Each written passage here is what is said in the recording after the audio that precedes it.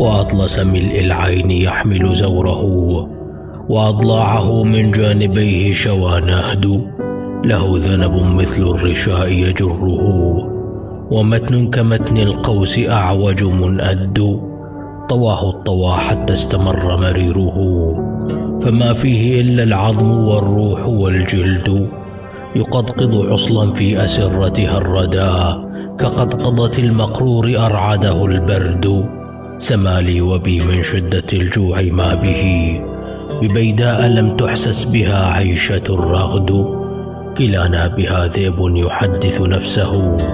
بصاحبه، والجد يتعسه الجد.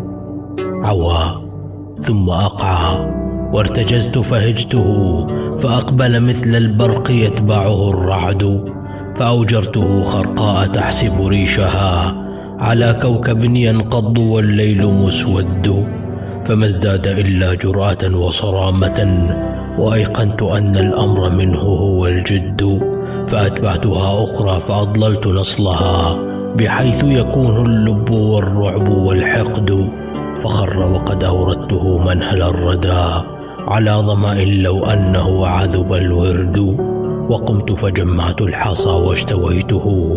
عليه وللرمضاء من تحته وقد،